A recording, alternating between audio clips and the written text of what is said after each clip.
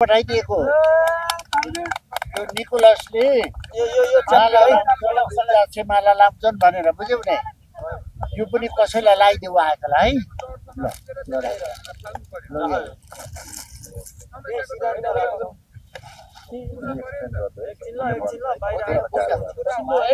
Please उहाँले बोल्नुहुन्न उहाँको perspective एकदम कमजोर छ तपाईलाई के छ सोध्नुपर्ने क्वेसन म चाहिँ भन्छु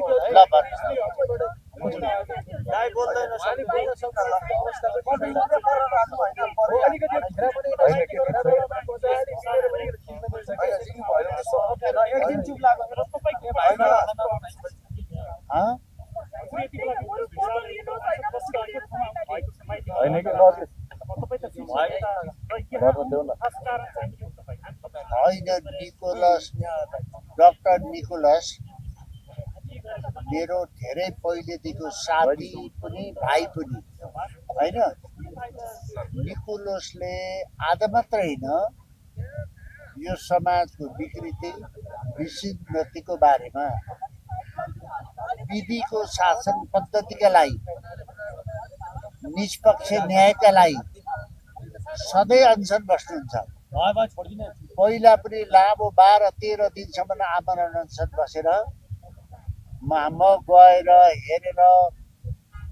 रिङ रोड बाहिर कलङ्कीमा अनसन बसेर निकालेको अहिले फेरि अनसन बस्नु छ मेरो भनाइ के हो भने अब निकोलस आफै पनि डाक्टर आफै बिरामीलाई सञ्च गराउने मान्छे देशको बिरामी सञ्च गराउनलाई सधैँ ज्यान फालेर त हुन्छ कि हुँदैन अब त्यो ज्यान फालेर के गर्ने हो र भन्नमा त आएको है अब सञ्च हुन पर्यो सधैँ हुन्छ मैले हरेक कुरा गर्दाखेरि मलाई सोध्नु है पनि भनेको छु निकोलसलाई भनेको छु नै मैले एकदम माया गर्छु यिनीहरू त डाक्टर यत्रो रोग छ सञ्च गराउने मान्छे सधैँ यसो गरेर गर्नुहुन्न अब कहिले कहिले पछाडि हट्न पनि तयार हुनुपर्छ के गर्ने हो भन्ने छु मलाई उहाँको मागहरू हेरेको छु त्यहाँ पनि उहाँले बताइदिनुहुन्छ मलाई ल भन्नु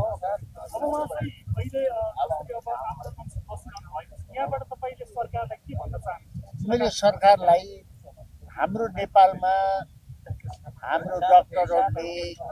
नेपालमा बिना स्वार्थ लागेका व्यक्तिहरूले कुनै पनि उनीहरूको व्यक्तिगत स्वार्थहरू छैनन् मुलुकका स्वार्थहरू छन् सामान्य कुरा गर्दा पनि नेपालमा रूपान्तर हुन सक्छ कि बदलिन सक्छ त्यसरी उहाँले भनेका कुराहरू यदि सरकारले सुन्नुहोस् र निकोलस जस्ता साथीहरूलाई चाहिँ नि उहाँसित बसेको अर्को साथीहरू हुन्छ उहाँलाई चाहिँ नि क्रिएटिभ काममा सरकारले लगाओस् भन्ने मैले चाहन्छु तर के छन् उहाँले भन्नुहुन्छ अहिले हाम्रो जिन्जीको भनेको जिन्जीका जति पनि योद्धाहरू हुनुहुन्छ 11 देखि 1200 जना जेलमा हुनुहुन्छ उहाँलाई रिहाई हुनु पर्यो अनि अर्को भनेको चाहिँ अब शहीद तथा घाइतेबाट उचित उहाँहरूको व्यवस्थापन पनि हुनु पर्यो रिहा गरिसकेपछि अनि संविधान संशोधन हुनु पर्यो प्रदेश खारेज हुनु पर्यो कार्यकारी पक्ष निर्वाचनबाट हुनु पर्यो अनि अर्को भनेको यदि उहाँले यो मागहरू पुरा संविधान संशोधन हुनु पर्यो अनि त्यसपछि यो मागहरू पुरा गर्नु भयो भने उहाँहरू निर्वाचनमा डेट तोक्न सक्नुहुन्छ यदि गर्नु भएन भने गृहमन्त्री अनि हाम्रो प्रधानमन्त्री उहाँको राजीनामा दिनुपर्छ क्याबिनेटले राजीनामा दिनुपर्छ अनि सर्वपक्षीय एउटा खालको राम्रो मान्छेलाई आउनुहुन्छ सरकारमा जिन्जीका मागहरू म्यान्डेटहरू जिन्जीका मात्र नभएर यो देशका जति पनि जनता हुनुहुन्छ उहाँको माग सम्बोधन गर्ने खालको एउटा हामीले सरकारहरू गठन गरेर मान्छेले गठन उहाँले एड्रेस गर्नुहुन्छ त्यो कुरा अब यहाँले भने जस्तो आज 7औं दिन छ है 7औं दिन भयो जस्तो भोकामरा बसिरहनु भएको छ अब सरकारले अहिलेसम्म पनि नसकेपछि कहिले सुन्छ र कहिलेसम्म यसरी डाक्टर साहब निकोलस बाटोमा भोकै बसिराख्नु पर्छ यस विषयमा के छ यस्तो छ अब सरकारले यो कुरा त सरकारलाई मलाई मेरो रिलेटेड गर्नु पर्छ तै पनि सरकारको पक्ष नि मैले नै थोरै भन्नु कहिलेसम्म बस्छौँ यदि सरकारले यस्तो छ कहिलेसम्म भन्ने कुरो नै होइन सरकारले कहिलेसम्म हामीलाई बसाउँछ भन्ने कुरा हो क्या त्यो सरकारमा डिपेन्ड पर्ने हामीमा होइन सर सरकारले आज नै हाम्रो कुरा मागहरू सुनिदिन्छ भने हामी आज पनि गर्छौँ होइन सरकारले सुन्दैन भने त सरकारमा डिपेन्ड पर्ने कुरा हो नि सर हामीलाई बचाउने या मार्ने यत्रो धेरै 18 जना त मार्यो 2500 जना अङ्गभङ्ग घाइते हुनुहुन्छ अझै पनि उसले मार्न चाहन्छ भने हामी मर्न तयार छौँ हामी 2-4वटा डाक्टरहरू मरेर देश बन्छ भने हामी तयार छौँ यदि गभर्नमेन्टले यो कुराहरू सिरियस लिँदैन भने पनि मार्छन् हामी थोरै कृष्णबाट दाइसँग जोडिन्छौँ। अब तपाईँ पनि नेपालको अत्यन्तै लोकप्रिय पात्र, हजुर पनि अहिले यही स्थानमा बस्नु भएको छ, हजुरको वास्तविक भनाइ के छ यस विषयमा? भन्नुभएको छ चन्द्रभण्डारी दाइले भन्नुभयो होइन। अब छिटोभन्दा छिटो उहाँहरूका यथाशक्य हुने मागहरू सरकारले सम्बोधन गरेर उहाँलाई वार्तामा बोलाएर भ्रष्टाचार निर्मूल हुन पर्यो भन्ने कुरा सबै जनताले चाहेको हुन्छ। एउटा रिपोर्ट सालको पनि हुन्छ। त्यस कारण छिटोभन्दा छिटो यी हुनेसम्मका माग मुद्दा छिटो समाधान हुन्। अब भने जतिका त अहिलेसम्म कसैको देशमा कसैले गर्न पनि सके होइन, सबै हुन्छन् भने त मलाई पनि विश्वास लाग्दैन। जति जति मुद्दा छिटो गर्न सकिन्छ ती मुद्दालाई सम्बोधन गरेर ती सब्जेक्टलाई राखेर उहाँलाई दाइले भने जस्तै आफ्नै काममा फर्किएर राष्ट्रका लागि केही गर्ने छिटो माहौल बनाउँछ। त्यति त हो नि, सरकारले यसतर्फ सही गरोस् भन्ने यहाँको धारणा छ। हो त्यही हो। अब म तपाईँहरूलाई भन्छु, म यो अनसनकारी निकोलस लगायत साथी, अनसन बस्नुको साथी र यो मुभमेन्टलाई सहयोग गर्ने साथीहरूलाई म आग्रह गर्न चाहन्छु। तपाईँहरूलाई सरकारलाई पनि अनुरोध गर्न सक्छु, हामीले उठाएका कति मागहरू संविधान संशोधनबाट गरिन्छ होइन। यो अहिले सरकारले पुरा गर्न सक्दैन। निकोलस डाक्टर साहब, संविधान संशोधन गर्नुपर्ने हुन्छ। संशोधन गर्नका निम्ति कि त संसद स्टेट हुन पर्यो कि त चुनावमा जानु पर्यो। नयाँ आउनेले गर्छ। यो चाहिँ नि प्रक्रियागत यस्तो अप्ठ्यारो छ। कति कुराहरू तुरुन्तै गरिने मागहरू छ होइन। जस्तै जेएनजीहरूले जेलमा भए भन्ने छन्। जेएनजीहरू एउटा कुरा तपाईँहरूले पनि आन्दोलनकारीहरूले के गर्नुपर्छ भने, जेएनजीहरू ती बच्चाहरू जसले हातमा कलम लिएका थिए, राष्ट्रिय झन्डा बोकेका थिए, तिनीहरूले दुईटा कुरा राखेका थिए, सामाजिक सञ्जाल बन्द नगरिदेऊ र करप्सनको अन्त गर, भ्रष्टाचारको अन्त गर गरेका थिए। तर एकथरी त्यही जेएनजीको रगतमाथि चढेर सबै जलाइदिए। त्यो जेएनजीले जलाएको त होइन नि, बाहिरबाट खेले। तिनीहरूलाई जसले चाहिँ नि जेएनजीको रगतमाथि टेकेर, नेपाल आमाको छातीमा टेकेर देश चाहिँ नि जलाए, तिनीहरूलाई कारबाही गर्नुपर्छ। जेएनजीहरू जो भाइबरा भाइ छोरा हाम्रो परिवार हो, तिनीहरूलाई केही परेका छन् भने हामीले गर्नुपर्छ।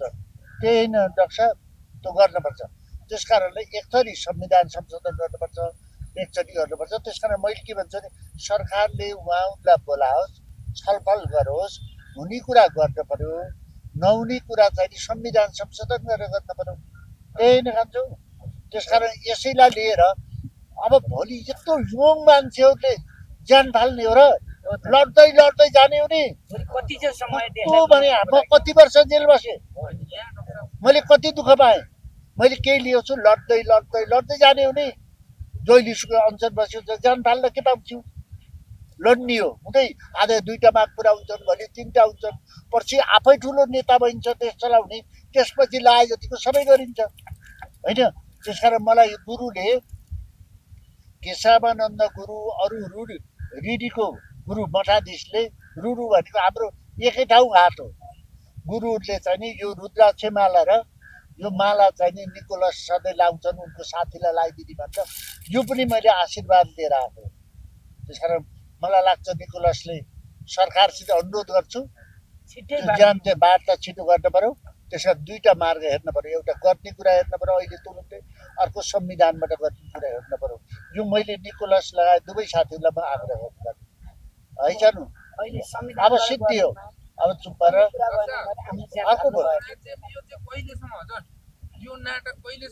नाटकै त छ दुनियाँमा,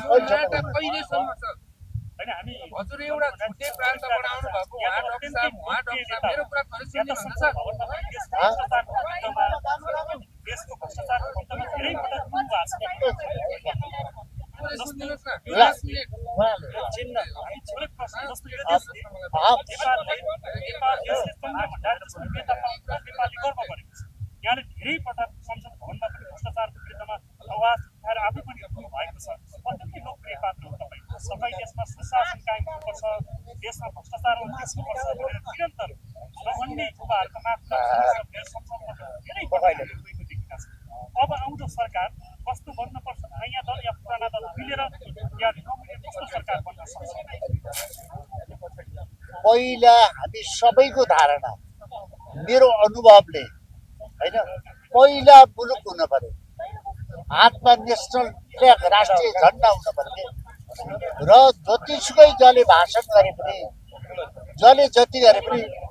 इमान्दार इच्छा शक्ति भएको नेता भएन भने हुँदो रहेछ के त्यो मेरो अनुभव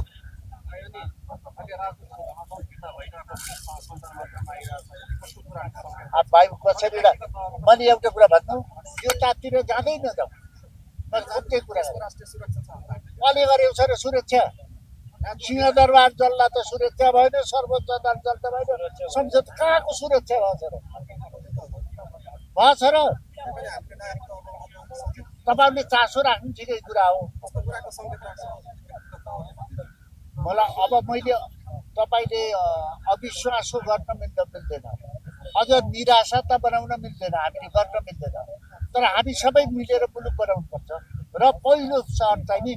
नेसन फर्स्ट हुनुपर्छ मुलुक फर्स्ट हुनुपर्छ हामी सबैको हातमा राष्ट्रिय झन्डा हुनुपर्छ तब मुलुक पुग्छ त्यसका निम्ति मैले पहिले पनि भने इमान्दार र इच्छा शक्ति भएको नेता चाहिन्छ मेरो दुईवटा काङ्ग्रेसको एउटा पार्षद हो अहिले के भने एउटा समस्या समाधान गर्ने उपाय छ हामीले संविधान बनाएका हौँ त्यो संविधान अहिले संशोधन गरेर जाने हो भनेपछि सबैभन्दा उपयुक्त हुन्छ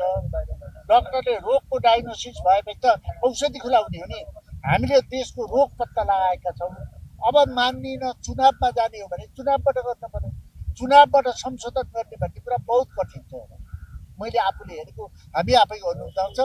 अब सबैले बाहिरको पैसा खान्छ सुन्नु नै अब आफ्ना मान्छे छन् आफ्ना दृष्टिकोण छन् पहिला मुलुकको दृष्टिकोण हुन पर्यो नि डाक्टर बिरामी पहिला औषधि खान पाउनु पर्यो नि बिरामी भएकाले बेरोजगारीले रोजगारी पाउन पर्यो नि यो युवाहरूले चाहेको विषय पढ्न पाउनु पर्यो नि यो पावा 1,13,000 युवाहरू वर्षेनी विदेश जान्थे र जान्थेनन् नि मुलुक मलाई यति कुरा हो मुलुक बनाउन सकिन्छ होइन मुलुक बनाउन सकिन्छ भनौँ त यो अनसन बसेर यो कमजोर भएर बन्दैन मैले मेरो भनाइ योभन्दा मलाई नसोध जुन लोक ख्याल गर म जान्छु तिमीलाई म भन्छु सरकारको कुरा भगवान पशुपतिनाथले एक धरती मुल्ला छिटो यो देशको लिएर देशव्यापी रूपमा देशको कसम खाएर देश बनाउनुपर्छ भन्ने यहाँको मेरो त मात्र बन्दैन मैले सदनमा भनेको छु नि वरिपरि झुपडी राखेर बिचको ठुलो घर सुरक्षित हुन्न भन्ने भन्यो होइन 2 वर्ष अगाडि भन्यो होइन हुँदो रहेछ त धन्यवाद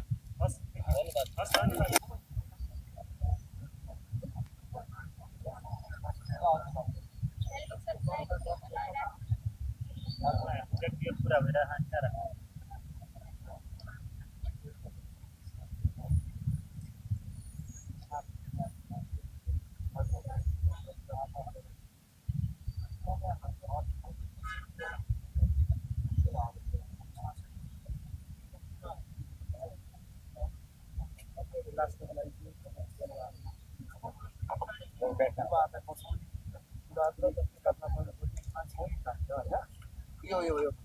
युवाहरू चाहिँ बचाउनको लागि अब हामी साई वसरी नेपालले गर्न पनि तपाईँको चाहिँ पक्षमा गर्छौँ तर अब निकोलस भुसाल चाहिँ गणतन्त्रवादी हो कि राजावादी हो अथवा राजाको पक्षमा छ भन्ने कुरा मान्छेलाई भ्रम भयो क्या म चाहिँ नेपाली हो अनि म यो हिन्दू धर्म बौद्ध किराँत र संहिता चाहिँ हुनु हुँदैन भन्ने हो राजा भए पनि जोस् राम्रो हो फेरि अब के छ भन्दाखेरि दुईटैलाई सबैलाई मिलाएर लिएर जाऊँ भन्ने हो क्या ठुलो भ्रम चाहिँ छ त्यहाँ नि त होइन त्यही भएर सम्मानित व्यक्तिलाई इन्डिया मोडलमा राष्ट्रपति नै बनाए नि ठिक छ भन्ने कुरा हो अनि मैले चाहिँ सबै नेपालीलाई मिलाएर लगौँ भनेर एउटा मध्यस्थकर्ताको भूमिका खेल्यौँ भनेर होइन राष्ट्रपति भाग्यो भागेको दलहरू फेरि उठ्दैछ अनि यही मरेको संविधान धर्म बेचेको संविधान छ होइन यो त एकदम हामीलाई घात भएन र मागहरू छ नि यो त सबै नेपालीलाई स्वीकार छ क्या प्रदेश कार्यहरू प्रत्यक्ष कार्यकारी हामी सबैको लगायतका मान्छेहरू हो तपाईँको चाहिँ छुट्टै छुट्टै अब यो जुन 24 23 भएका आन्दोलन छ नि त्यो किसिमको आन्दोलन अब हुँदैन किनकि त्यो हाइजेक भइसकेको छ होइन अब यसलाई चाहिँ राष्ट्रियताको राष्ट्रिय धर्मको अर्को आन्दोलन राजा तपाईँलाई राजाको पक्षका जनताको साथ दियो भने त्यो आन्दोलन सुरुकै हुन्छ त्यो मेरो प्रतिबद्धता तपाईँको स्वास्थ्य प्रतिमा एकदम ठिक छ अब यसलाई चाहिँ युवाहरू चाहिँ अशक्त भएर यिनीहरूसँग हारेको जस्तो लाग्छ कि बलियो भएर चाहिँ हामी गर्नुपर्छ आन्दोलन उठ्यो भने तपाईँले अनसन तोड्नुपर्छ होइन आन्दोलन उठाउनु आन्दोलन आवश्यक छ भोलिको आन्दोलनमा चाहिँ तपाईँको चाहिँ अब यसलाई सशक्त रूपमा उठाउँछौँ हामी है ल चिन्ता नगर्नुहोस् हामी है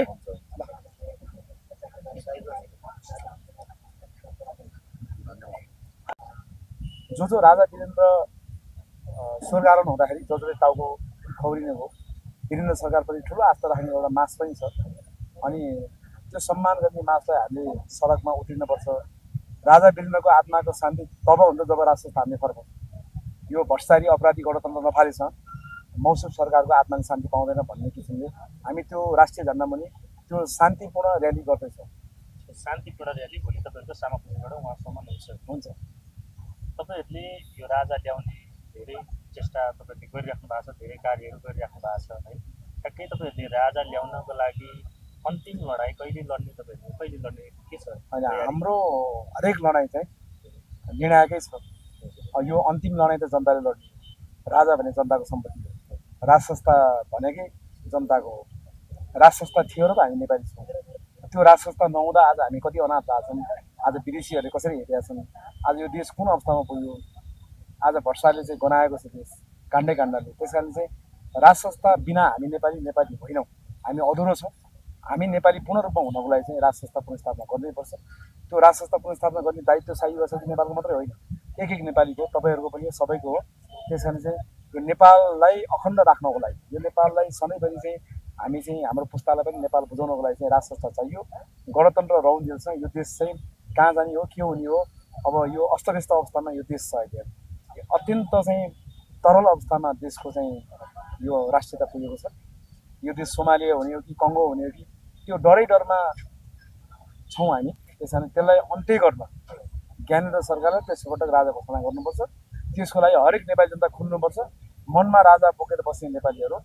आउनुहोस् खुलौँ राज संस्था फर्कौँ भन्छ तपाईँले डाक्टर निकोलस भुसाललाई भेटेर उहाँ लगायतका जेएनजीलाई भेटेर के सन्देश दिएर फर्किनु भयो होइन उहाँको त मैले शीघ्र स्वास्थ्य लाभको कामना गरेँ उहाँ युवा एउटा हिन्दी हुनुपर्छ र उहाँले चाहिँ यो गणतन्त्रभित्रै यो किसिमको आन्दोलन गर्दा यसको पार लाग्नेवाला छैन उहाँले राज संस्थाको मुद्दा उठाउनुपर्छ बोक्नुपर्छ र राजाले हामीलाई नेपाल र नेपाली बनाएको हो राजा ल्याउनुपर्छ भन्ने सन्देश दिएको छ हामीसँगै मिल्नुहोस् तपाईँ पनि भन्नुभयो तपाईँ राज संस्था ल्याउन तपाईँ उठ्नुहोस् जाग्नुहोस् भनेको छ हामी के सन्देश दिनुभयो तपाईँलाई के जवाब होइन उहाँले के भन्नुभएको छ भने उहाँले आन्दोलन गर्नु पर्यो भन्नुभएको छ अब आन्दोलन उठ्ने भनेकै राजाको पक्षमा हो अब अर्को कसैको पक्षमा आन्दोलन उठ्दैन कसैलाई विश्वास गर्ने ठाउँै छैन नेपाली जनताले विश्वास गर्ने एउटै मात्रै एजेन्डा भनेको राज संस्था हो 90% जनता राज संस्थाको पक्षमा छन् खुल्न चाहिरहेछन् त्यसैले हरेक युवाले राज संस्थाको मुद्दा बोक्न जरुरी छ उहाँले पनि बोक्नुपर्छ भोलि वीरेन्द्र सरकारको शालिगमा माल्यार्पण मात्रै हो कि तपाईँहरूको अरू केही कार्यक्रम केही छ अनि सरकारको शालिगमा माल्यार्पण तथा चाहिँ स्मृति सभा गर्छ हस् हजुरलाई समयको लागि हस् यहाँ पनि सुल्तान गुरुङको टिमहरू आए भन्छन् होइन यो घटना चाहिँ साँचो हो कि झुटो हो त्यो उनीहरू हिजो आएको हो उनीहरू होइन राति हामीहरू 11 बजीसम्म यहीँ थियौँ अरू साथीहरू बसेका थिए अरू साथीहरू सुत्न गएको थियौँ राति जेम्स लगायतका मान्छेहरू आएर एनजिओका मान्छेहरू आएर 150 जना पुलिस ल्याएर होइन एकदम यहाँ हाम्रो शान्तिपूर्ण तरिकाले सुतिरहेका साथीहरूलाई निकोलस भुसालका व्यक्तिहरूलाई लगायतका व्यक्तिहरूलाई होइन टेन्ट हटाएर एउटा दादागिरी तरिकाले उनीहरूले जसरी रवैया देखाए हिजो राति होइन यो एकदमै खेदजनक छ एउटा किडन्यापर तरिकाले उनीहरूले गुन्डागर्दी तरिकाले चाहिँ यहाँबाट उठाएर हस्पिटल लगेर हस्पिटल छोडेर त्यहाँ खाना खाने भए खाऊ अनसन तोड्ने भए तोड होइन भने तिमीहरूको जीवन खतरामा छ भन्ने लगायतका उनीहरूले धम्कीपूर्ण शब्दहरू बोलेर जसरी 5-7 दिनदेखि उहाँ निरन्तर चाहिँ अनसनमा हुनुहुन्छ उहाँलाई जसरी धम्क्याइएको छ जसरी तर्साइएको छ उनीहरू जसरी आफ्नो सरकारको रवैया देखाउन खोजेका छन् यो एकदमै खेदजनक छ र यसको हामी घोर भर्त्सना पनि गर्न चाहन्छौँ के अब जेएनजीहरू टुक्रेकै हो त अब सबैजना एकै साथमा देखिँदैन जस्तै मिराज ढुङ्गाना सुन्नु यहाँ सुन्नुहोस् मेरो प्रश्न सुरुमा सकिँदैछ सुरुमा मिनस ढुङ्गानाले घोषणा गर्नुभयो आन्दोलनको अनि हिजो सुदन गुरुङका टिमहरू आए भन्छन् अनि तपाईँहरू एकै ठाउँमा देखिएन नि त हामी एनजिओ मान्छेसँग किन सहकार्य गर्ने एनजिओ व्यक्तिहरू मात्रै यो देशको नागरिक हो जेएनजी हो विद्रोही पक्ष हो हामीहरू हाम्रो चाहिँ मिरज ढुङ्गाना चाहिँ ऊ हो संयोजक हो यो विद्रोही पक्षको संयुक्त जेएनजीको मिरज ढुङ्गाना चाहिँ हामीले चाहिँ संयोजक घोषणा गरे हो सुदन गुरुङको टिमको चाहिँ संयोजक मिरज ढुङ्गाना होइन हामी सबै सँगै छौँ तिनीहरू भनेको सरकार पक्षको व्यक्ति हुन् एनजिओबाट परिचालित व्यक्तिहरू हुन् जसरी निकोलस भुसाललाई हिजो दादागिरी तरिकाले जसरी उनीहरूले रवैया देखाएको छ होइन यिनीहरूको चाहिँ दिन गन्तीहरू सुरु भइसकेका छ हामी कुनै पनि हालतमा निकोलस भुसाल लगायतका व्यक्तिहरू अनसन तोड्दैनन् आजदेखि अरू व्यक्तिहरू पनि यहाँ अनसनमा आउँछन् थपिन्छन् जबसम्म सुशीला कार्की नेतृत्व सरकारको राजीनामा पर्दा आउँदैन तबसम्म हाम्रो अनसन जारी हुन्छ अरू साथीहरू थपिँदै जान्छन् हाम्रो विद्रोह जारी हुन्छ यो हामीले हिजो अस्ति एउटा शान्तिपूर्ण आन्दोलन गरेका थियौँ 2-4 दिन होइन अबको 2-3 दिनभित्र सुशीला कार्कीले जसरी सही सलामत रूपमा चाहिँ राजीनामा दिनन् भने होइन यहाँ हजारौँ मान्छेहरू चाहिँ फेरि सडकमा आउँछन् सुशीला कार्कीले चाहिँ त्यतिखेर फेरि परिणाम भोग्नुपर्ने हुन्छ त्यही भएर सुशीला कार्कीलाई हामी के भन्न चाहन्छौँ भने हाम्रा माग पुरा उहाँले गर्न सक्नु भएन होइन त्यो कारणले आज निकोलस भुसाल लगायतका व्यक्तिहरू सडकमा छन् 5-7 दिन चाहिँ अनसनमा छन् तिनीहरूलाई राति भेट्न आउन मन भयो दिउँसो आउन सकिँदैन दिउँसो पनि त हजारौँ मान्छे आएर भेटेको छैन राति आफ्नो दादागिरी तरिकाले उनीहरू कहाँबाट परिचालित हो यो देश एनजिओ चलाउन खोज्या हो विदेशी दलालहरूले चलाउन खोज्या हो आफ्नो हक अधिकार मागेर सडकमा सुत्दै गर्दा राति आएर किन आतंकित गर्नुपर्ने कुनै अधिकार छ अब यिनीहरू लखेटी दिन छिट्टी आउँछ होइन हिजो 30-36 वर्षदेखि जसरी दलालहरूले जसरी देशको शासन सत्ता कब्जा गरेका थिए 24 घण्टामा लखेटिनु परेको थियो अनि हिजो हाम्रो रगतमा चाहिँ बनेका केही साथीहरू दादागिरी तरिकाले सरकार चलाइरहेछन् होइन उनीहरूको आयु कति दिन हो भन्ने कुरा उनीहरूलाई राम्रोसँग थाहा छ राति 150 जना पुलिस ल्याएर अनि हाम्रा शान्तिपूर्ण तरिकाले सुतिरहेका साथीहरूलाई आतंकित पार्ने तरिकाले किडन्यापर तरिकाले जसरी पुलिसको भ्यानमा हालेर चारैतिर घुमाइरहेछ होइन यिनीहरूले यसको परिणाम भोग्नुपर्छ अहिले निकोलस भुसालको स्वास्थ्य अवस्था हेर्ने हो भने अलिक गम्भीरै देखिन्छ गम्भीर अलि होइन निकै गम्भीर देखिन्छ यस्तै अवस्था हो भने त उहाँको त मृत्यु पनि हुन सक्छ नि त यसमा चाहिँ के भन्नु यो त सरकारले सुशीला कार्की नेतृत्व सरकारले जिम्मेवारी लिनु पर्यो नि हिजो 78 जना मारेर चाहिँ म चाहिँ यिनीहरूलाई कारबाही गर्छु भनेर होइन उहाँले गर्न सक्नु भएन निरन्तर बालुवाटार र सिंहदरबारमा वार्तामा हुनुहुन्छ होइन फेरि उहाँलाई अरू युवाको चाहिँ यदि चाहिँ रगत पिउन पुगेको होइन भने होइन अरू युवा पनि चाहिँ अब चाहिँ लड्न तयार छन् फेरि यो देशको लागि यो देश बनाउनको लागि ज्यान दिन तयार छन् भनेर यो हामीहरूले निरन्तर आज फेरि 8-10 जना अरू आवरण अनसनमा बस्ने तयारीमा छन् साथीहरू भनेपछि आज तपाईँहरू सबैजना एकैसाथ सबै आज हामी आवरण अनसनमा बस्छौँ हाम्रा 150 जना सुरक्षाकर्मी हाम्रा पर्सनल साथीहरू कडा पार्छौँ यदि गलत नियतले हिजो महेश बस्नेतले त्यत्तिकै भनेर हिँड्दै चाहिँ यसलाई किमा पार्छु भनेर होइन यदि गलत नियतले निकोलस भुसाल लगायतका व्यक्तिलाई कोही छुन आयो भने अब महेश बस्नेतले होइन एनजिओका दलालहरूलाई कोही गलत नियतले माइती घरमा निकोलस भुसाललाई छुन आयो भने यिनीहरूलाई अब हामी किमा पार्ने म घोषणा गर्न चाहन्छु आजदेखि छोएर हेर्नुहोस् न निकोलस भुसाललाई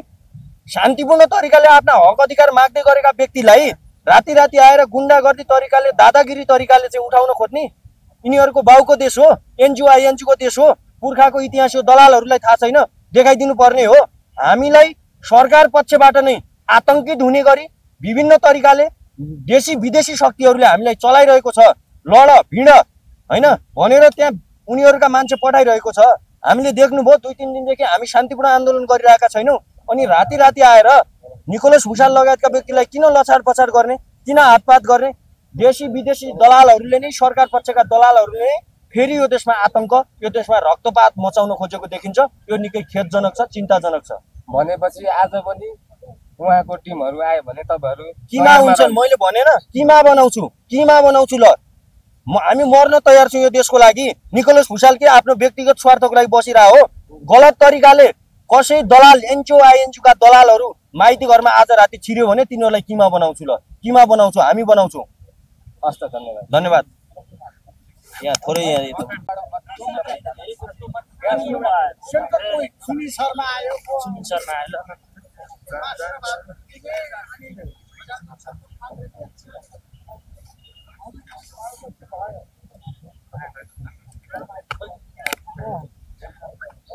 यति बेला देख्न सक्नुहुन्छ दर्शकवृन्द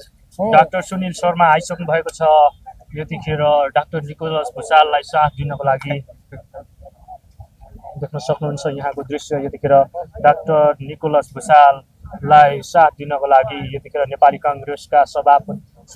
नेपाली काङ्ग्रेसका पूर्व सांसद नोबेल मेडिकल कलेज त्यसै गरी काठमाडौँ मेडिकल कलेजका प्रमुख हुनुहुन्छ, उहाँ आइसक्नु भएको छ। यतिखेर तपाईँले यहाँ देख्न सक्नुहुन्छ उहाँ आइसक्नु भएको छ। दर्शक महानुभाव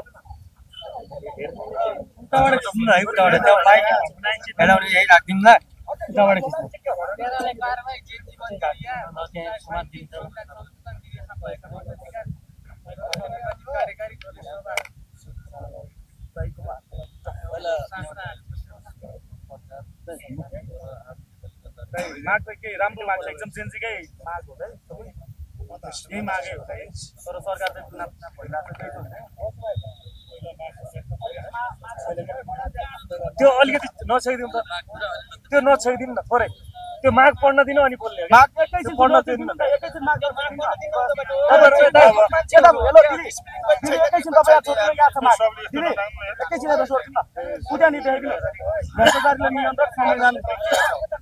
परिमार्जन सभा गठन पहिला मात्र पुरा अनि निर्वाचन सबैलाई लिएर बस्नु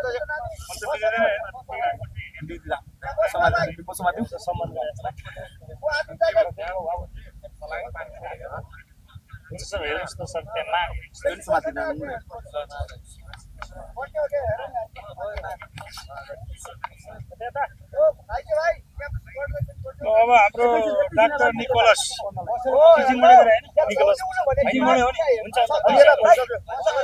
एकछिन तपाईँ नबोल्नु ल। अब हाम्रो डाक्टर निकोलस चाहिँ टिचिङको प्रोडक्ट हुनुहुन्छ। अब तपाईँहरूलाई कति थाहा छ, म पनि आजभन्दा 32 वर्ष अगाडि टिचिङ अस्पतालबाटै सर्टिफिकेट ल्याउ। त्यो बेला देशभरिमा 18वटा सिट हुन्थे होइन, म पनि त्यहीँको प्रोडक्ट हो है। अब आफ्नो चाहिँ अब मेडिकल प्रोफेसनको हिसाबले जुनियर भन्नु पर्छ, एम आई राइट राइट है। अब आफ्नो भाइ आफ्नो मित्र, अब पोलिटिकल हिसाबले त अब देशको जल्दो बल्दो नेता जेनजी भगुवा होइन, एकपल्ट सत्तै उलट पुलट पारेको मान्छेलाई अब यसरी सडकमा सुतिरहेको मिडियामा देखेपछि यो बडा मलाई पनि पीडा भयो। र यो पीडा भइसके पछाडि अनि मैले सोचेँ अब कसरी नभेट्ने है। फेरि यहाँ समस्या के छ भने सुनिल शर्मा खालि भाइरल हुन जान्छ भन्छ क्या, अब भेट्न जान पनि समस्या है। अनि मेरो आत्माले चाहिँ मानेन। किन मानेन भनेदेखि यो लोकतन्त्रको यो लडाइँमा बिपी कोइरालाको टाइमदेखि अहिलेसम्म आउँदाखेरि पटक पटक हरेक आन्दोलनहरूलाई चाहिँ कम्प्रोमाइज गराइयो, षड्यन्त्र गराइयो र आन्दोलनका उपलब्धिहरूलाई तुहाउने काम गरेको हुँदाखेरि एकपछि अर्को मुभमेन्टहरू भए। तपाईँले हेर्नुहोस् 36 साल हेर्नुहोस्, 17 साल हेर्नुहोस्, 46 साल हेर्नुहोस्, 61-62 हेर्नुहोस्, अनि माओवादी मुभमेन्ट पनि हेर्नुहोस्। यी सबै मुभमेन्टहरूलाई चाहिँ कम्प्रोमाइजमा अथवा षड्यन्त्रमूलक ढङ्गले इन नगरिएको हुँदाखेरि भर्खरै हामीले जेनजी मुभमेन्ट देख्यौँ, जसको नेतृत्व गर्ने साथीहरू यहाँ हुनुहुन्छ। उहाँलाई त म एकदम अनिवार्य प्रष्ट चिन्छु। हामीले केएमसीमा उपचार गरे होइन, पहिलो चाहिँ जेनजीहरूको मुभमेन्टमा सबभन्दा पहिला त मैले फ्री सुरु गरेँ हो नि। म त अमेरिकामा प्लेनमा चढ्न आँटेको पनि अनि मैले SMS गरेर फ्री गर्दै आऊ भनेर पठाइदिएँ क्या। र यसरी जेनजी अगुवाहरू सडकमा बस्नु पर्ने दिन, फेरि पुनः माग राख्नुपर्ने दिनको अन्त्य हुनुपर्छ, हामी यो चाहन्छौँ। र जुन ढङ्गले देश अगाडि गइरहेको छ त्यो सही ढङ्गले गइरहेको छैन। यसलाई सही ढङ्गले अब हामीले चाहिँ मण्डेला थ्योरीमा जानुपर्छ। खास नेल्सन मण्डेलाको पालामा पनि के भएको थियो भने त्यति बेला मण्डेलाहरूले आन्दोलन गरिरहँदाखेरि साना बच्चाहरू, स्कुले बच्चाहरू करिब करिब 70-72 जना बच्चाहरूलाई त्यहाँको तत्कालीन गोराहरूको सरकार भनौँ न, त्यो टाइमको काला र गोराहरूको विरुद्धमा थियो नि त लडाइँ, गोराहरूको सरकारले चाहिँ दमन गरेर मारे साना बच्चा। अस्तिको हाम्रो 12-13 वर्षको होइन भाइ बिचरा है, त्यहाँ त अझ सानो प्राइमेरी स्कुल नर्सरी स्कुलका होइन बच्चाहरू। र त्यति हुँदाखेरि पनि जब मण्डेलाले सत्ता लिनुभयो, मण्डेलाले सत्ता लिइसकेपछि के भन्नुभयो भने आफूलाई 28 वर्ष जेल राख्ने मान्छेहरूलाई पनि फर्किभ गर्नुभयो र जनताका मागलाई केन्द्रमा राखेर काला र गोराहरूको बिचको विभेदलाई अन्त्य गरेर नयाँ संविधानको निर्माण गरेर उहाँले फेरि सत्ताको लोभ गर्नु भएन। एकपल्ट मात्र राष्ट्रपति बन्नुभयो, त्यसपछि उहाँले छोड्नुभयो, ह्यान्डओभर गर्नुभयो। आज साउथ अफ्रिका तपाईँ हामीले सुने जस्तो छैन, नेपालभन्दा कैयौँ गुणा डेभलप छ साउथ अफ्रिका। म 2 पल्ट गएर आइसकेको छु। हामीले गान्धीबाट मण्डेलाबाट शिक्षा लिनुपर्ने विषयहरूमा पर्छ नि। त्यसरी नै यो देश हाम्रो हो। अब म त 50 कटिसकेँ होइन। अब सरदार आयो अनुसार मेरो 20 वर्ष हो, तर तपाईँ जेएनयू अगुवाहरूको निम्ति यो देश अर्को 50 वर्ष हो कि होइन? हो नि, सत्य कुरा हो नि। त्यस कारणले हामीसँग भन्दा अझ बढी जिम्मेवारी तपाईँहरूसँग छ। त्यस कारणले अब सरकारलाई पनि म के भन्न चाहन्छु भने अब यो प्रधानमन्त्री हुन मात्रै, गृहमन्त्री हुन मात्रै, मन्त्री हुन मात्रै, यसो किताबमा लेखाउन मात्रै तपाईँहरू जानुभएको भने अर्कै कुरा हो। होइन भने जेएनयूका माग यथाशक्य चाँडो सम्बोधन हुनुपर्छ। र म त के भनिरहेको छु भने आज मैले बिहान पनि मेरो भेटघाट भयो। मिराज ढुङ्गाना भाइहरू भेट्न आउनुभएको थियो। मैले उहाँहरूसँग पनि कुरा गरेँ होइन। अलि अस्ति मेरो सुदन भाइसँग कुरा भएको थियो, बालनजीहरूकोमा भेटघाट भएको थियो, सुदन भाइसँग पनि कुरा भयो। छोटो कुरा भयो त्यहाँ चाहिँ, तर आज मैले ढुङ्गाना भाइसँग चाहिँ लामो कुरा गर्ने अवसर पाएँ। राम्रो कुराकानी भएको छ। एउटा गोलमेज गरेर यो देश सबैको हो, यो कसैलाई लाखा र पाखा नगरिकन मुलुक सबैको हो र यो मुलुकभित्र बाँच्न पाउने अधिकार सबैको हो। सबैले बाँच्न पाउनुपर्छ, सबैले फुल्न पाउनुपर्छ। विशेषतः पढ्न चाहने बच्चाहरूले पढ्न पाउनुपर्छ। नागरिकहरूले, दूरदराजमा भएका नागरिकहरूले निःशुल्क उपचार पाउनुपर्छ। न्यूनतम आधारभूत जनताका माग राज्यले, सरकारले तत्काल पुरा गर्नुपर्छ। त्यो बाहेक जेएनजी मुभमेन्टमा हाम्रा साना साना हुनहार नानीहरू जो मारिएका छन्, त्यो मार्ने मान्छेहरू र मारिनुपर्ने कारणको यथाशक्य चाँडो पहिचान गरेर त्यस्ता मान्छेहरूलाई कारवाही गर्नुपर्छ भन्ने कुरा मुख्य माग हो तपाईँको होइन। ती चाहिँ आम मागहरूप्रति मेरो एकबद्धता, मेरो समर्थन तपाईँहरूलाई म जनाउन चाहन्छु। र यस्ता हुनुहार अब एमडी गरेर राख्नु होइन। अब हेर्नुहोस् न, निकोलस भुसाललाई अब गरी खानलाई कसरी केही गर्नै पर्दैन। अहिले चाहिँ त्यसको लाएर सडक ट्याक्क हाम्रो हस्पिटलमा आए पनि उहाँले चाहिँ अहिले 2-3 लाख रुपियाँको जागिर पाउनुहुन्छ। नेपालमा 2-3 लाख जागिर राम्रो होइन। अनि क्लिनिक गर्नुभयो भने अर्को 4-5 लाख कमाउनुहुन्छ। अझ यसो कपाल रोप्ने पनि उहाँले सिक्नुभयो भने त 10-15 लाख कमाउनुहुन्छ। अब यस्तो देशको टिचिङको डाक्टर यो सडकमा सुत्नु परेको छ। माग पनि के त भन्दा व्यक्तिगत छैन होइन, जेएनजीहरूसँग सम्बन्धित। अब जेएनजीहरूको मुभमेन्ट भनेको त तपाईँहरूको मुभमेन्ट भनेको त आम नागरिकको मुभमेन्ट हो। उत्पीडन गाउँमा राज्य सत्तामा बसेका चाहिँ जो हटारले जब उत्पीडन गरे, देश शोषण गरे, देश लुटे, देश दोहन गरे, आफ्ना छोराछोरीहरूको बारेमा मात्रै चिन्ता गरे र राज्यमा लुटपाट मचाएर चरम दमन गरिसके पछाडि त्यसको आक्रोशको फलस्वरूप जनताको आक्रोश सडकमा पोखिएको हो। मैले अहिले पनि भन्छु, हुन त मलाई बढी बोल्छ सुनिल शर्माले भन्छन्, त्यो त हाम्रो नर्मल टेम्परेचर कति 37 कि 38 हो, 38 होइन, 37.2 होइन, नर्मल टेम्परेचर 37 भनौँ न, एभरेज 37-38 डिग्रीको रगत पोखिएको मात्र हो। जनताको उम्लिएको रगत पोखिएका दिन महामहिमहरू अब माफ मागेरै भन्छु राम्रो हुँदैन। त्यस कारणले समयमा सबैले जेएनजीका माग, नेपाली जनताका मागलाई सम्बोधन गर्नुपर्छ। यहाँभन्दा बढी नबोल्नु जस्तो लाग्यो। पत्रकार साथीहरू केही क्वेसन भयो एक बार एउटा मेरो है सुन्नु न सर, जस्तै हजुरहरू राजनीतिक दलसँग भेट्नुहुन्छ है, उनीहरूलाई के भनिदिनु भन्दाखेरि मेरो सुझाव चाहिँ तिमीहरू चुनावतिर नलागाओ होइन, संविधान संशोधनतिर पहिला लगाओ क्या तिमीहरू। किन भन्दाखेरि हाम्रो जेएनजीको माग भनेको संविधान संशोधन, प्रत्यक्ष कार्यकारी प्रधानमन्त्री हो कि नै भन्नुहोस् न।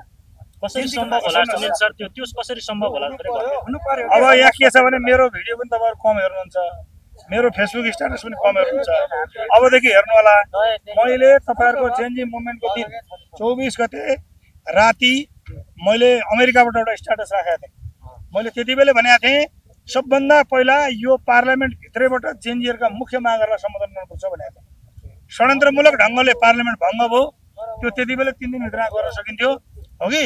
र षड्यन्त्रमूलक ढङ्गले भन्छु म त आज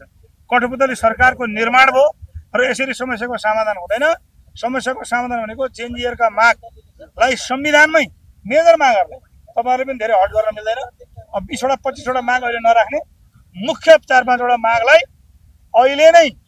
सबै पोलिटिकल पार्टीहरू सहित देशका सरकारवाला पनि नागरिक समाज सहितको एउटा गोलमेज गर्ने, त्यो गोलमेज अन्तर्गत एउटा सहमति बनाउन र मुख्य मुद्दाहरूलाई संविधानभित्र राखेर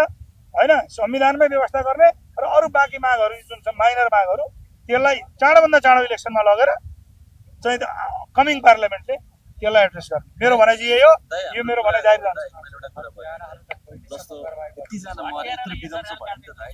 संविधान संशोधन भएन प्रदेश खारेज भयो यतिकै चुनाव भयो भने त के फाइदा भयो सुन्ने चिज उपलब्धि भयो नि त तपाईँले बारे बोल्नु भएन कहाँ बोलिन मैले भर्खरै बोल्नु भएन किन नबोल्नु बोल्नु भयो बोलिरहेको त बुझ्नु न त म के अरू भाषा आफ्नो हुन्छ मेरो भाषामा बोलेँ मैले होइन कोही भनिरहेको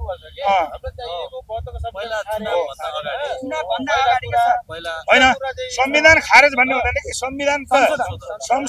संविधान खारेज हुँदैन संविधान संशोधन हुन्छ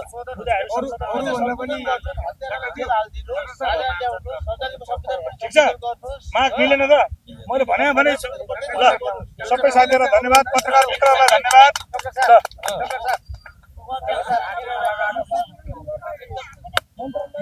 यो पत्रकार साथीहरूको यहाँ राख्ने यो भइहाल्छ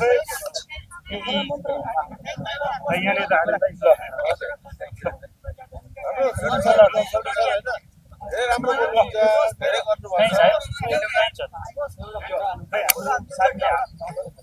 फोटो फोटो फोटो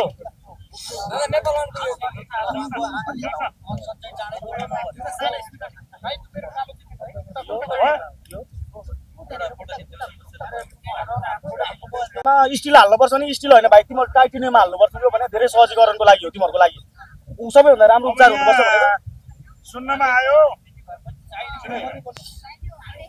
यहाँ अहिले सुन्नमा आयो अब निकोलस भाइको साथीले भन्नुभयो अनसन बस्दाखेरि गुन्डागर्दी भइरहेछ यो लोकतन्त्रमा अनसन बसेर माग राख्ने भनेको सबभन्दा उत्कृष्ट विधि हो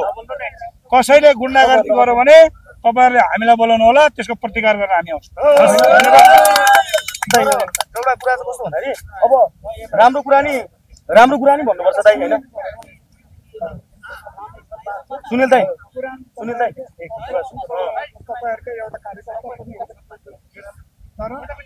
तपाईहरुकै कुरो मैले राखेको गिर्जा बाबुलाई ल बस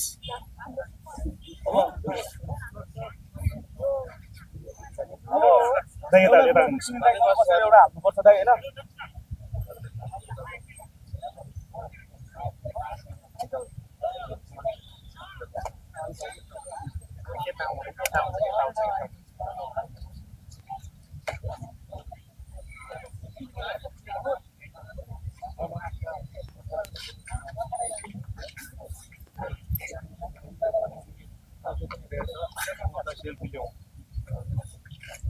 एउटा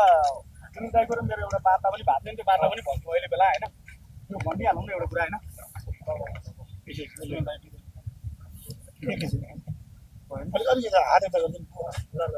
सुनिल म चाहिँ सुनिल दाइको हस्पिटलबाट बाँचेर आएको हो म अरू हस्पिटलमा भए सायद आजसम्म पनि म बाँच्दिन थियो होला हैन बाँच्दिन थियो होला मेरो हात काटिनु पर्थ्यो होला खुट्टा नै काट्नु पर्थ्यो होला एकदम निःशुल्कदेखिबाट सबै कुरा थियो अनि सुनिल दाइसँगलाई मैले पछि धन्यवाद दिनको लागि उहाँ दाइ त त्यो बेला हस्पिटलमा अमेरिका हुनुहुन्थ्यो उहाँको हस्पिटल मेम्बरहरूले सुनिल दाइले नै फुलको गुच्छा दिएर बधाई पनि दिनुभएको त्यही बेला अनि सुनिल दाइसँग पछि चाहिँ देशको बारेमा कुरा गर्ने भनेर सुनिल दाइलाई मैले कुरा गर्दा यति मैले जिन्दगीमा पहिलोचोटि कोही नेता भेट्या हो नि महाकसम जिन्दगीमा पहिलोचोटि भेटेको नेता भने सुनिल दाइ नै हो एउटा हस्पिटलको कारणले गर्दा पनि अर्को दाइको राम्रो व्यवहारले गर्दा पनि के पार्टीको नेता भेट्या भने मैले सुनिल दाइलाई हो उहाँसँग कुरा गर्दाखेरि चाहिँ दाइले यस्तो चित्त बुझ्दो कुरा गर्नुभयो यति चित्त कुरा गर्नु भएन उसले भन्नु दाइले चाहिँ के भन्नुभएको त्यो बेला कतिजना दिन दुखी बिरामी हुन्छन् म उपचार पनि गरिदिन्छु तिमीहरूको घाइते हाम्रो हस्पिटलमा लगभग 84 जना गरे हो 2 जना त्यहाँ हस्पिटलबाट बितेको नि हो नि दाइ 84 जनालाई म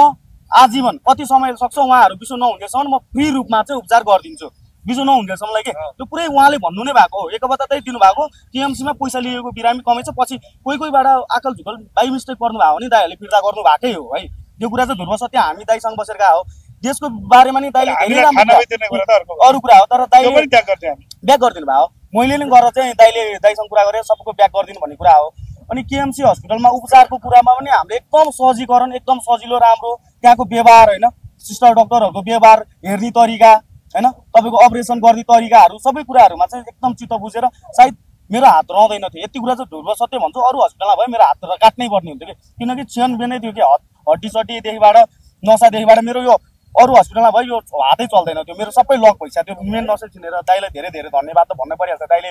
तर अनि देशको कुराहरू गर्दाखेरि नि दाइ देशको विकासको कुरा गर्दा नि दाइले यस्तो हो कि जिन्दगीभरले यो देशलाई चाहिँ कोही व्यक्तिहरू आएर चाहिँ झगडा गर्नु नपर्ने के आन्दोलनै गर्नु नपर्ने दाइले सेरोमनीको ठाउँमा सेरोमनी राख्ने हैन सबै पार्टीसँग समझदारी गर्ने सबैजनासँग के संविधान संशोधन गर्नुपर्ने हो कि गर्ने हो चुनाव नै विकल्प होइन है चुनावले जेनजीको माग पुरा हुँदैन यो त जनआक्रोश हुन्छ सबै सारा नेपाली जनताले त परिवर्तन चाहन नि त त्यो परिवर्तन चाहनीमा त सुनिल दाइ पनि त पर्छन् नि त उहाँ नेता भएर पनि त गर्नुहुन्छ नि त त्यो उहाँले चाहिँ एकदम खुलेर रूपमा चाहिँ तिमीहरूको साथमा तपाईहरुको साथमा हामी छौं देखेको नेता भनेको सुनिल दाइ अरु हामीले सुनिल दाइले चाहिँ भन्नुभएको छ सुनिल दाइ चाहिँ यति कुरा चाहिँ होइन जेनजीको आन्दोलनमा पुरै रूपमा साथ छन् के सुनिल दाइ सुनिल दाइ चाहिँ पुरै जेनजीहरुको साथमा हुनुहुन्छ उहाँ अहिले कांग्रेसको नेता पनि हुनुहुन्छ र यो कांग्रेसको भन्दा नि धेरै चाहिँ उहाँलाई देशको माया लाग्छ पार्टीको माया लाग्छ भन्दा नि धेरै चाहिँ जनताको माया लाग्छ यो ठुलो उहाँले चाहिँ गाउँदेखिबाट सबैले सहर केन्द्रित राजनीति गरेर देखिन्छ उहाँ गाउँ केन्द्रित राजनीति गर्नुहुन्छ क्या उहाँले गाउँको जनताहरूको दुःख कठिन परिस्थिति हैन तराई पहाड हिमालदेखिबाट सबै बुझेर उहाँले आवाज उठाइदिरहनु पनि भएको छ हैन उहाँले नै भनिरहनु भएको छ कि जेनजीको माग संशोधन नगरुन्जेलसम्म पुरा नगरुन्जेलसम्म हैन सम्बोधन नगरुन्जेलसम्म पुरा नगरुन्जेलसम्म चुनाव हामी पनि तयार छैनौं भनिरहनु भएको छ जेनजी हैन हामीले चाहिरहेको पनि त्यो हो नि त चुनाव गरे भने त बिग्रिन्छ तर उहाँले नयाँहरुले नि भेटेपछि दाइले मैले कुरा गरेर आउँछु कुनै नयाँलाई भेटेपछि दाइले भन्नुहुन्छ हैन चुनाव हामीले गर्न खोजेको छैन सबलाई नयाँलाई नि दाइले भेटेपछि चाहिँ ल है जेनजीहरु चाहिँ यो कारणले चाहिँ आन्दोलनमा आएको हो उनीहरु त्यतिकै ज्यान फाल्न आएको हैन रमाइलो गर्नलाई आएको हैन पहिला यिनीहरुलाई हेरौँ है पुरा गरौँ अनि त्यसपछि चुनाव गर्ने पनि गरौँला त्यो हेर्नु दाइसँग भेट भएर नि त्यही कुरा भएको अब तपाईहरु जेनजीको तर्फबाट उहाँलाई के सन्देश दिन चाहनुहुन्छ त्यसो भए दाइ त अब सधैँभरि नेपाली जनताकै साथमा हुनुहुन्छ हैन उहाँलाई सन्देश दिन नै पर्दैन हैन उहाँले अटोमेटिक बुझ्नुहुन्छ के अटोमेटिक बुझ्नुहुन्छ हैन यसो तपाईहरुले उहाँलाई यस्तो माग छ हामी यस्तो पुरा गरिदिनुस् न भनेर एउटा एक खालको हुन्छ नि त हैन सर्वहारा जनता हेर्ने दूरदर्शी नेता उहाँ त हैन कांग्रेसको पार्टीगत हिसाबमा कांग्रेसको भए पनि उहाँ त नेपाली जनताको नेता भन्छु म चाहिँ है उहाँलाई चाहिँ म कांग्रेसको नेता भने उहाँलाई कांग्रेसको टिकटै चाहिँदैन नि उहाँ त स्वतन्त्र उठे पनि कहाँ गएर उठ्ने जहाँ गएर उठ्यो नि उहाँको जित सुनिश्चित छ नि बहुमत छ नि 3/3 आउँछ उहाँ जस्तो मान्छे चाहिँ यो देशमा यो उहाँ जतिको मान्छे चाहिँ देशको एउटा पार्टीको अझ सभापति नै भएर चलाउनु भयो भने देशको अझै देशको बागडोरै सम्हाल्नु भयो भने त हामी जस्तो पुस्ताहरु हामी जस्तो युवाहरु उहाँ कांग्रेसको नेता भए तापनि उहाँले हैन सबैजनाले ठाउँ पाउँछ सबैजना अगाडि बढ्छन् तर राजा मान्ने मान्छे चाहिँ सडकमै हुने भयो नि त उहाँले त त्यो पनि नहुन् है सबैजनालाई मिलाउनु पर्छ यो देश सबैको हो है कुरा गरौँ नबिल सम्झौता गरौँ समझदारी कुरा गरौँ सबैजना मिलौँ पार्टी मिलौँ जनता मिलौँ हैन को नेतृत्व छ सबैजना मिलौँ यो देशको भनेको यस्तो बगैँचा हो जहाँ सबै खालका फुलहरुले निर्वाधपूर्वक फुल्न पाउनुपर्छ त्यहाँ जेनजीहरु पनि हुन्छन् त्यहाँ बालनहरु पनि हुन्छन् त्यहाँ सुनिल शर्माहरु पनि हुन्छन् त्यहाँ राजा ज्ञानेन्द्रका सन्तान पनि हुन्छन् हैन यो देश सबैको मिलाएर लानुपर्छ भन्ने लाइन हो मेरो चाहिँ मध्यमार्गी बाटो यो गौतम बुद्धको बाटो हो फेरि हामी बुद्धका सन्तान हौ गौतम बुद्धको एकदमै ठुलो प्रशंसक पनि हुनुहुन्छ यसको खास कारण चाहिँ के हो म बुद्धिज्ममा मास्टर्स गर्दैछु ए हजुर बुद्धिज्ममै पढ्दैछु दाइले त्यो बेला अस्ति एउटा कुरा गर्नु भएको एउटा कुरा हैन तपाई के भन्न चाहनुहुन्छ यो अहिले तपाईले यहाँको माहौल हेरिसक्नु भएको छ डाक्टर निकोलस भुसाल हाम्रो अनसन बसेको आज 6औं दिनमा प्रवेश भइसकेको छ सरकारले अहिलेसम्म उहाँको कुराहरू सम्बोधन गर्न सकेको छैन हैन तपाई उहाँलाई के भन्न चाहनुहुन्छ यो स्थानबाट सरकारलाई के भन्न चाहनुहुन्छ त्यसैले अहिलेको जेनजीलाई सम्पूर्ण जेनजीलाई तपाई के भन्न चाहनुहुन्छ अहिले अब त्यत्रो आन्दोलन भयो त्यत्रो मुभमेन्ट भयो अहिले पनि राज्यमा नेतृत्व गर्ने नेतृत्वका मान्छेहरुको होस खुलेको देखिँदैन कृपया म विनम्रतापूर्वक मिडिया मार्फत यो भेनुबाट निकोलस भुसालहरु भाइहरु जेनजीका अगुवा कार्यकर्ता साथीहरु भएको यो सडकबाट यो अहिलेको बालवाला सरकारलाई पूर्व सरकारहरुलाई राजनीतिक दलका नेताहरुलाई सबैलाई म आह्वान गर्न चाहन्छु समयमा बुद्धि पुगोस् चेत खुलोस् जेनजीहरुका न्यूनतम मागहरु सबै नसकेला अहिले तर मेजर मागहरु कमसेकम 5-6 वटा माग जे छन् त्यसलाई अहिले एड्रेस गर्नुपर्छ हामी दाइले एउटा चाहिँ के भन्नु चाँडो भन्दा चाँडो चुनावमा जानुपर्छ त्यो एड्रेस गर्नु दाइले एउटा गरेको थियो अनि त्यो एड्रेस नगरी चाहिँ अहिलेको सरकार चुनावमा जानुहुन्न भन्ने तपाईको हैन त्यत्रो मुभमेन्ट भयो अनि जेनजीका माग चाहिँ हात लागेर शून्य गराएर घाममा सुकाएर चाहिँ हिँड्न पाइँदैन त्यो गैर जिम्मेवारीपन हो तपाईले भाइलेन्स नसक्ने सुन्नु नसक्ने भने सत्ता छोड्ने हामीलाई दिनुस् हामी एड्रेस गर्दैछौँ रवि लामी साहबले त्यसरी भाइलेन्स मिल्नु भएको छ 24 घण्टा भन्न चाहनुहुन्छ तपाई थोरै 24 घण्टा 100 घण्टा गरेर हामी चल्दैछौँ घण्टामा तपाईहरुले 100 घण्टा लाग्ला 200 घण्टा यो महिना हुँदैन का घण्टामा सल्भ गर्नु दिनमा तपाईहरुले सक्नुहुन्छ सक्नु पर्छ यो त्यस्तो चीज हो फेरि हामीले सुन्नुस् न फेरि हामीले सिंहदरबार जल्ने कुरा हाम्रो सर्वोच्च जल्ने कुरा न्यायको धरोहर जल्ने कुरा अब हामीले अपेक्षा राख्नु हुँदैन जनताले जे गरे भयो, आक्रोश पोखियो सक्यो। अब देशलाई राम्रो ढङ्गले अगाडि लानुपर्छ। त्यसको निम्ति नागरिकको पक्षमा निर्णयहरू हुनुपर्छ, जेनजीका मागहरू समाधान हुनुपर्छ। एकैछिन उहाँहरूले एक आउनु त मात्रै आयो, त्यसले गर्दा पनि कुरा बिग्रियो। कुरा बिग्रिएपछि अहिले पहिला जस्तो चाहिँ त्यसै भइदियो। जिन्जी आन्दोलन बिग्रिनुको मुख्य दोष बालेनको हो भन्ने तपाईँको इसारा हो के हो यो? होइन, एकजनालाई भन्दा पनि त्यो देखिएकै त्यही थियो नि त। बालेन शाहलाई प्रधानमन्त्री बनाए अहिले अर्कै अवस्था बनिसक्थ्यो। युवाहरूको चाहना थियो, सबैजनाले मान्थे, विदेशबाट पनि मान्थे, अन्य पार्टीका मान्छेले पनि मान्थे बालेन शाहलाई के। अब अहिले जुन हाम्रो आमा आउनुभयो त्यतिखेर त ओहो आमा आउनुभयो, आमाले त थपेर दिन्छन् भन्ने भिडियो पनि भाइरल भयो, हामीले पनि हालियो। निकै आमाले थपेर दिन्छन् भनेको खै आमाले थप्ने साटकाटै देखिँदैन, झन् घटाउने जस्तो देखिन्छ। अहिले त विदेशमा बस्ने मान्छेलाई भोट हाल्ने भन्दाखेरि चाहिँ कहाँ हुन्छ, त्यो त महँगो पर्छ, $10 पर्छ, $5 पर्छ, ल डलर पर्छ भन्ने कुरा भइरहेछ। त्यसले गर्दाखेरि सबैले देखेको कुरा जेनजीहरूको माग पुरा भएको छँदै छैन। जेनजीहरू पनि आफैमा पनि खुसी छैनन्। तर अब कुरा के भइदियो त भन्दाखेरि भित्रभित्र ती युवाहरूलाई मान्छेले के भन्दै जारहेछ भने तिमीहरू पनि भोलि जेन जाल्छौ भन्दैदो रहेछन्। त्यो भनिदिएपछि बिचरा उनीहरू डराएर अहिले कतिपय माग पनि छोडिदिने, आफ्नो पारामा हिँडिदिने, कोही विदेशतिर गइदिने, कोही पनि अचुक लाएर बसिदिने। घाइते खुट्टामा गोली लगाएको मान्छे पनि अहिले म त जेनजी होइन, मैले केही पनि गरेको थिइनँ भन्ने स्थिति छ। 2500 जना झन्डै जेनजीहरू घाइते हुनुहुन्छ भाइहरू। तर मान्छेहरू बिरामीको त्यो कार्ड लिने मान्छेहरू 500 भन्दा बढी आएको छ। जस्तो कि तपाईँले भन्नुभयो त्यस समयमा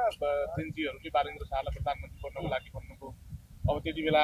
जेनजीहरूको भाषालाई हेर्दै पनि उहाँ लुक्नुभयो, कतै देखिनु भएन। अहिले चाहिँ उहाँलाई प्रधानमन्त्री बन्ने भौँतो चढेछ भन्छ नि फेरि अहिले प्रधानमन्त्री। अस्ति नै पनि त्यही भनेको कि बालेन शाह एकदमै बालेन शाह प्रधानमन्त्री बन्छु भनेर अहिले पहिला एग्रिमेन्ट गर्नुभयो। पहिला कुरा यो नगर्नु पर्थ्यो, यो गर्दाखेरि अहिले राम्रो पनि गएर सन्देश होइन, यो नराम्रो गइहाल्यो। अब अर्को कुरा उनलाई प्रधानमन्त्री अस्ति नै दिएको थियो त, अब फेरि गर्ने चाहिँ के हो त के? अस्ति नै दिएको थियो, अस्ति नै लिएको भइहाल्थ्यो। अब मान्छेले भोट चाहिँ किन हालिदिनु? मानव भोट हालिदियो अरे, भोलि बालेन शाहले म त हुँदैन, अर्को आमा सुशीला आमा नभए अर्को कुनै अर्कै आमा ल्याइदिनु, म प्रधानमन्त्री बन्दिनँ भन्नु पनि के गर्छन् त मान्छेलाई? एउटा कुरा त्यो भयो। अब अर्को कुरा बिचरा भाइहरू खुट्टा काटिएर, खुट्टा भाँचिएर, आँखा फुटेर सुर्खेतका एकजना भाइको 2टा आँखा छैन, हस्पिटल बालेन शाह एकचोटि जानुभयो त खै किन हो होइन? अब अहिले प्रधानमन्त्री बन्ने कसले भोट हालिदिन्छ? त्यो जेनजीले हालिदिने त फेरि जेनजीले लड्छन् त जेनजी? मलाई लाग्दैन। के छ त अब लोकप्रिय बन्यो बालेन्द्र शाह र रवि लामिछानेजीको समीकरणले चाहिँ अब पुराना पार्टीहरू काङ्ग्रेस कम्युनिस्टहरू अब सिद्धिने अवस्था आयो। बालेन्द्र शाह प्रधानमन्त्री पक्का भनेर अहिलेदेखि कसरी काम गर्ने भन्नेसम्मको तयारी हुँदैछ भन्ने सुनिन्छ। अब के सम्भावना छैन? ठिक छ, युवाहरू नयाँ चाहिएको छ, नयाँ त आउनै पर्छ, परिवर्तन त हुनै पर्छ होइन। यो हुनु नै थियो, अलिक छिटो भइदियो, अझ छिटो भइदियो, हुनु नै थियो। अब बालेन शाहहरू मिल्नुहुन्छ भने ठिकै छ, नयाँहरू फेरि पनि अब उनीहरूको पनि केही होला होइन। अब बालेन शाहले भन्दैनन् यस कुरा के थियो भन्ने कुरा भनिदिनु पर्ने हो, नभनिदिएपछि कसरी बुझ्ने? होला सायद केही होला, मिलेको राम्रो, अझै सबैजना मिलेको राम्रो, कुलमान घिसिङ पनि मिलेकै राम्रो। जस्तो यति बेला सामाजिक सञ्जालहरूमा के पनि सुनिन्छ भने हजुर चाहिँ अब पहिले अघिल्लो पटक राप्रपालाई सहयोग गर्नुभयो, यो पटक चाहिँ राष्ट्रपालाई सहयोग गरेर राष्ट्रपामा प्रवेश गर्न नेपाल आउनुभएको भन्ने चर्चा पनि छ। के हो राष्ट्रपामा कहिले प्रवेश गर्दै हुनुहुन्छ के छ यसमा? राप्रपालाई पहिलोपल्ट सहयोग गरेको हो, राप्रपालाई चाहिँ ज्ञानेन्द्र साई मेरो भाइ पनि हुन् होइन, मैले आफैले सहयोग पनि गरेको। हामी खास भन्दाखेरि चाहिँ स्वतन्त्र मान्छे हो नि त, स्वतन्त्र मान्छेहरू म कुनै पार्टीमा प्रवेश गर्दिनँ।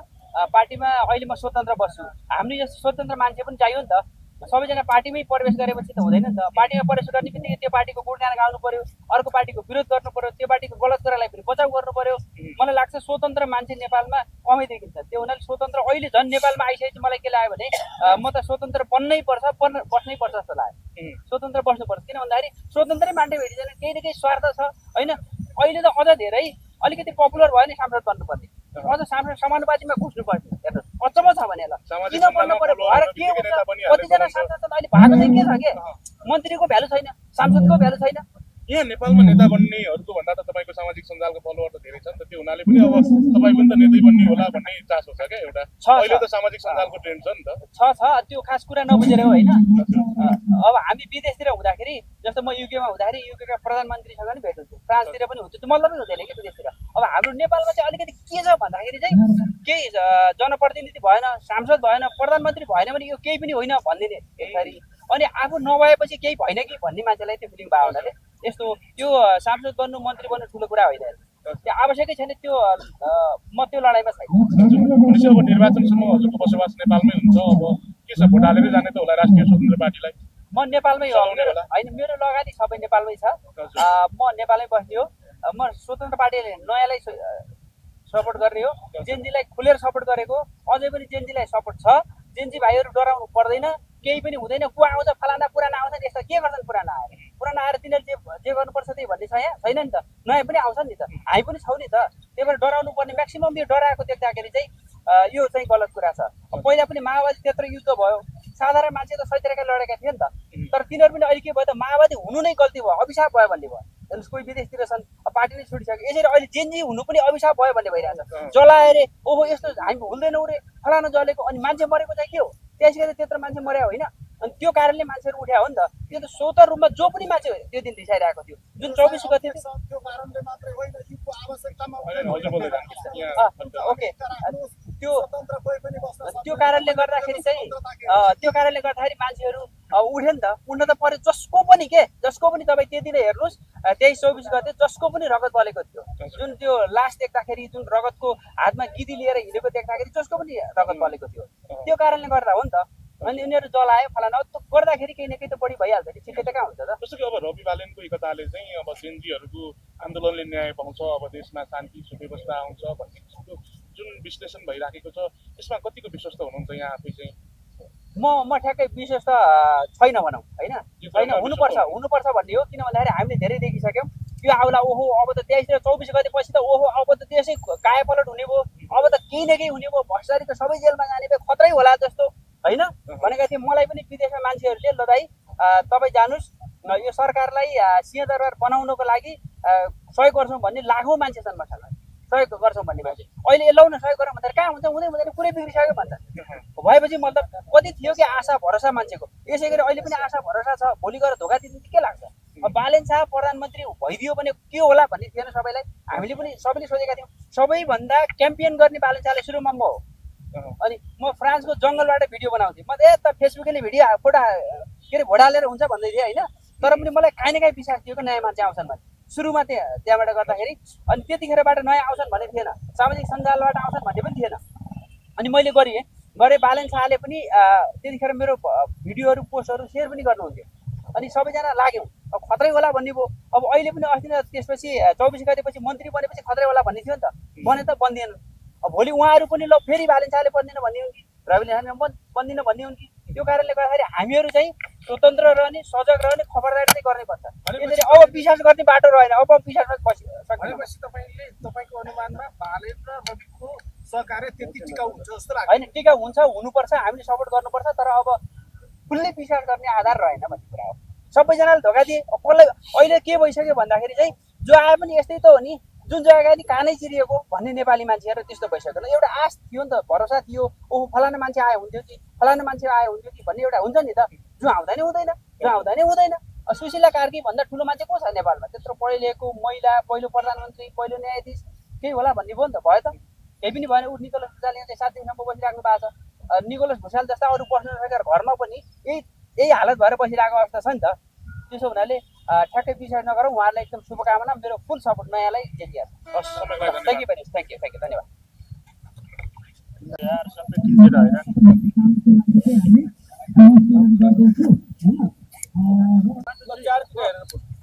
आज तपाईँ खास किन आउनुभयो सर यहाँ अब डाक्टर निकोलस भुसालले चाहिँ आफ्नो 7 बुँदे माग राखेर जुन अहिले आज 7औं दिन भइसकेको छ जुन आमरण अनसनमा हुनुहुन्छ र यो आन्दोलनको सबैभन्दा सर्वोत्कृष्ट चाहिँ उपाय भनेको अनसन मार्फत नै आफ्नो सरकारलाई माग पुर्याउनु गर्नको लागि दबाब दिनु र डाक्टर भुसालको जुन मागप्रति पूर्ण समर्थन जनाउँदै र उहाँको स्वास्थ्यप्रति सचेतना हुँदै म दैनिक माइती घरमा आएर उहाँलाई आश्वासन दिएर तपाईको स्वास्थ्य नबिग्रियोस् भनेर सरकारलाई दबाब दिने काम म जस्ता अभियन्ताहरूले हामी दैनिक गरिरहेको तपाईहरुलाई विदितै छ। अब सर्वप्रथम कस्तो छ भने यो 23 र 24 गतेको आन्दोलन पश्चात बनेको जुन आइएनजिओहरुबाट सञ्चालित मन्त्रीहरु र प्रधानमन्त्री लगायतले जुन किसिमको आन्दोलनकारी डाक्टर निकोलस भुसाल जस्तो युवाहरूले राखेको मागलाई सम्बोधन गरेर आज 7औं दिनसम्म पनि सरकारले उहाँको मागलाई सम्बोधन नगरेको अवस्थाले गर्दाखेरि म यो लङ्गडो सरकारको यही माइतीघर मण्डलाबाट घोर विरोध गर्न चाहन्छु। तर पनि मुख्य कुरा अब जेएनजीको माग अनुसारको जुन त्यतिखेरको कुरा सामाजिक सञ्जाल बाहेकका भ्रष्टाचार र यो चाहिँ एउटा सम्पत्ति छानबिन आयोग गरेर भ्रष्टाचारीहरूलाई एउटा चाहिँ काल कोठरीमा लग्नुपर्ने जुन अभिप्राय थियो त्यो पनि अहिलेसम्म यो सरकारले पुरा गरेको छैन र प्रत्यक्ष निर्वाचित प्रधानमन्त्रीको जुन माग छ त्यो चाहिँ हालैको संविधानबाट नहुने भएको कारणले गर्दा अब अहिले हाम्रो यो चाहिँ आन्दोलनको आदि बेरेको मुख्य संवाद बालेन शाह पनि प्रत्यक्ष संसदीय राजनीतिमा प्रवेश गर्ने चाहिँ जमर्को गरिसक्नु भएको छ र रासोपाले यसको नेतृत्व लिएर अन्य दलका युवाहरूलाई पनि चाहिँ आफ्नो घोषणा पत्रमा चाहिँ प्रत्यक्ष प्रधानमन्त्रीको चाहिँ हामी गएर संविधान निर्वाचनपछि संविधान संशोधन गर्छौँ भनेर अहिले दबाब दिन आवश्यकता छ, जसले गर्दाखेरि अहिले डाक्टर निकोलस भुसालको 7 बुँदे मागमा समर्थन जनाउँदै तपाईहरु सम्पूर्ण मिडियाकर्मी साथीहरूले जुन किसिमले उहाँलाई एउटा उहाँको मागको बारेमा सरकार समक्ष र 3 करोड जनता समक्ष पुर्याइदिनको लागि हामी जस्तो अभियन्तालाई जुन तपाईले महत्त्व दिएर मिडियामा ल्याइदिनु भएकोमा म सबै पत्रकार मित्रहरूलाई धन्यवाद दिन चाहन्छु। धन्यवाद। यस्तो छ, यो एउटा डक्ट्रिन अफ नेसेसिटी आवश्यक सिद्धान्त पुराना नेकपा एमाले, नेपाली कांग्रेस र नेपाली कम्युनिस्ट पार्टी तीनटाले जुन देशमा सत्ता कब्जा गरेर जुन नियमनकारी निकाय र न्यायाधीन निकायमा सम्पूर्ण झोलेर दासहरूलाई भर्ती गरेर देश कब्जा भएको अवस्थामा र सत्ता मात्र ढलेको नरसंहार काट्नु ओलीको यो सत्ता कब्जा ढलेको छैन। त्यही सत्ता कब्जा ढलाउनको लागि तीनटा पार्टीलाई एकपल्ट फोर्स गरेर तिनीहरूलाई यो नेपालको राजनीतिबाट विस्थापित गराउनलाई यो समयको आवश्यकता अनुसार रासोपासँग बालेनजी मिल्न जानु परेको अवस्था हो। गौतमले पार्टी जनादेश पार्टी छोडिसक्नु भयो, तपाईँ जनादेश पार्टीको एकदमै नजिकको मान्छे हैन, के भन्नुहुन्छ उहाँ पार्टी छोड्नु तपाईले छोड्नु भएको छैन? यस्तो छ, मेरो चाहिँ अब हामीले त्यो जनादेश पार्टी नेपाल चाहिँ अन्य खुद्रा पसलहरू जुन 30वटा पार्टी दर्ता भएको छन्